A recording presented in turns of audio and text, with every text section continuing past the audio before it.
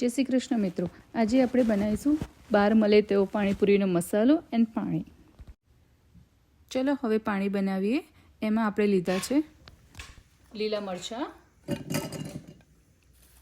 ફુદીનો, કોથમીર. એ બધી જ વસ્તુ આપણે ધોઈને મિક્સર જારમાં મૂકી દેવાની છે.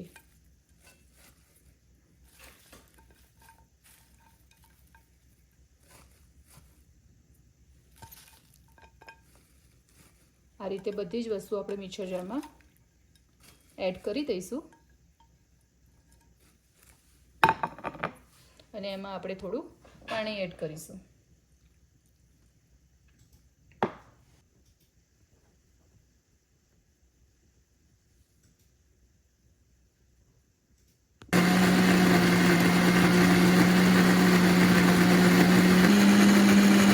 તમે જોઈ રહ્યા છો મિત્રો કે આપણી ફુદીનો, કોથમીર, મરચાં બધું વટાઈ ગયું છે. હવે આપણે એમાં નાખીશું જીરું.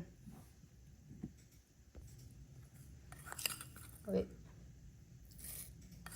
2 ચમચી જેટલું આપણે જીરું નાખીશું એની અંદર અને એને વાટી દઈશું.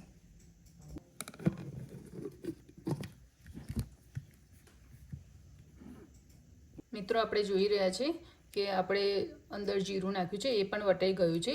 હવે આપણે એક ઠંડા પાણી ભરેલો બોલ લઈશું.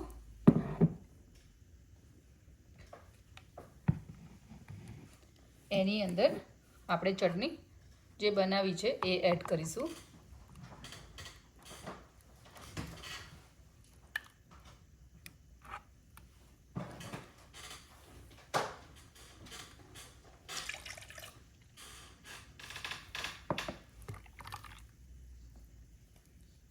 મિત્રો તમે જોઈ રહ્યા છો કે પાણીનો કલર કેટલો મસ્ત આવ્યો છે. હવે આપણે એની અંદર મીઠું એડ કરીશું.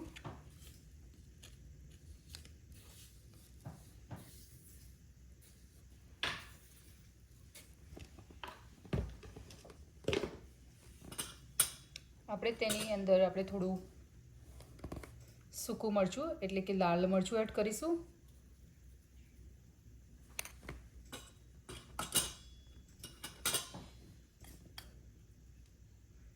આપણે ધાણા જીરું એડ કરીશું 1 ચમચી. હવે આપણે તેની અંદર સંચર એડ કરીશું. 1 ચમચી જેટલું આપણે સંચર એડ કરીશું અંદર. હવે તેને મિક્સ કરી દઈશું.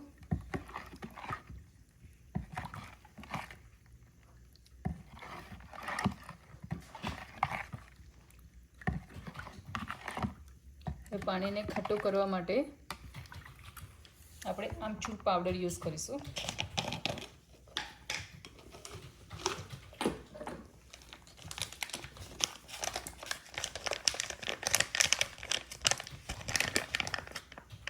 આપણે તેમાં આમચૂર પાવડર યુઝ કરી રહ્યા છીએ. હવે આપણે તેની અંદર આંબલીનું પાણી એડ કરીશું. એડ થઈ જાય બધું એટલે એને મિક્સ કરી દઈશું.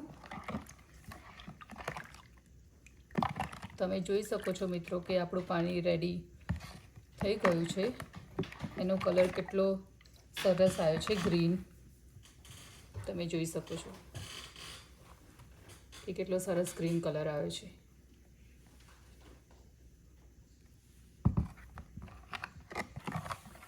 હવે આ તમારું પાણીપુરીનું પાણી બનીને રેડી થઈ ગયું છે. ચલો હવે આપણે પાણીપુરીનો મસાલો બનાવીએ. બટાકા બફાઈ ગયા છે, જોઈ શકીએ છીએ. હવે આપણે બધા બટાકાને મેશ કરી દઈશું.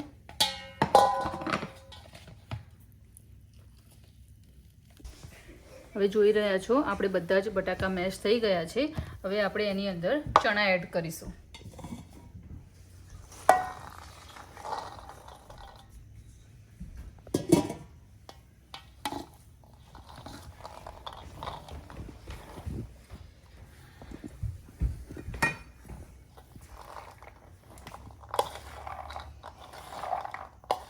આપણે એની અંદર પહેલેથી મેં બનાવી રાખી છે કોથમીર અને મરચાંની મિક્સ ચટણી, એ આપણે અંદર 1 ચમચી જેટલી એડ કરીશું, જે રીતે તમે તીખું ખાતા હોય એ પ્રમાણે.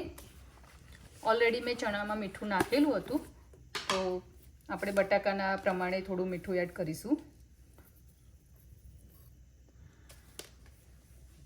અને આપણે એમાં એડ કરીશું લાલ મરચું.